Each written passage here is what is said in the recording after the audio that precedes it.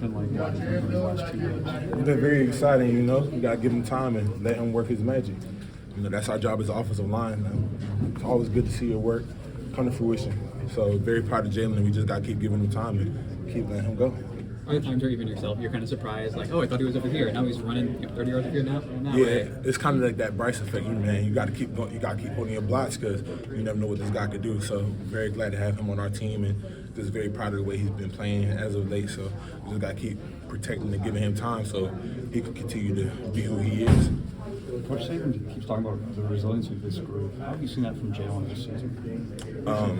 Perfect example is the USF game. You know, when he didn't play, he was resilient. He did everything in his power to help us win, and that was his role that day was encouraging whoever was in the game. You know, so just seeing that from a quarterback, seeing that from one of the leaders on the team is very inspiring, and just it's just contagious. You know, everybody feels it. So like that's just who we are as a team. We just got to keep that going.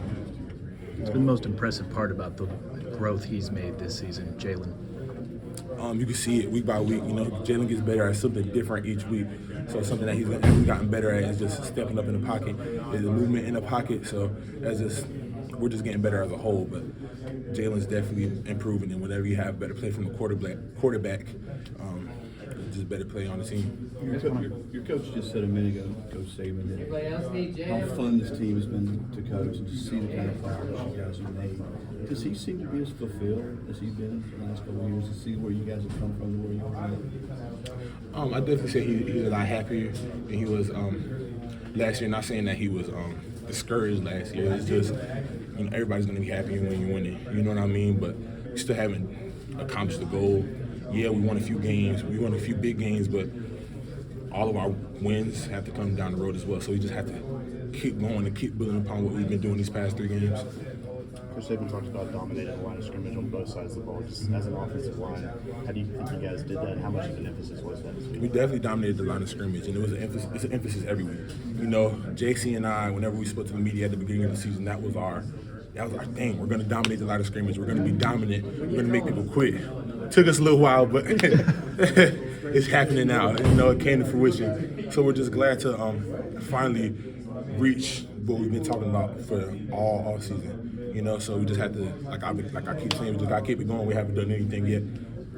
Over and above his play, how much do you think Jalen has grown since that he didn't play at South Florida as a leader, just his maturation off the field, and what you've seen him do? Have you seen him sort of grow into what he is right now? Jalen has always been a great guy. You know, from the first day I met him, he's always been a big brother to me. He's always been a leader to me. He's just always been a leader on the team since I got here. Even when Bryce was here, Jalen was always a leader. So this is just who he's been. This is Jalen. Like what you all are seeing now is Jalen. It's just the spotlight is on him more because he's playing out of his mind right now. He's going to continue to play that way. But that's Jalen Milroe for you. I wouldn't rather play for anybody else. Block for anybody else. Appreciate it. How big was the bye for the offensive line? It was big. You know, we had a few guys banged up.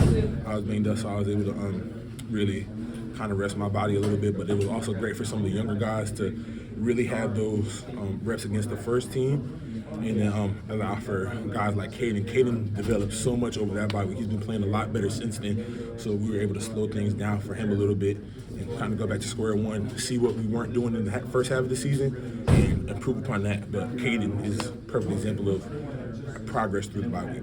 Coach said you guys kind of had an emphasis on, you know, wanting to empty the stadium. And he said that a couple of players went up to him after when the game was winding down and kind of said, "Hey, Coach, we did it."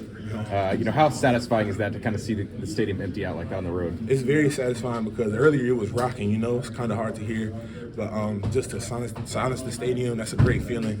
You know, I like playing the villain role. You know, what's that 30 for 30 on the Duke basketball player? I hate Christian Leitner. Yeah. That's my favorite. That's my favorite 30 for 30. So that's just who I try to be, and I watch that every so often. So I love being that villain role. You know, so whenever we come to a stadium and empty it, I just think back to that, think back to him and how he carried himself and just wanted to dominate, you know. So Clarendon Stadium is a sign of domination. And how does it feel to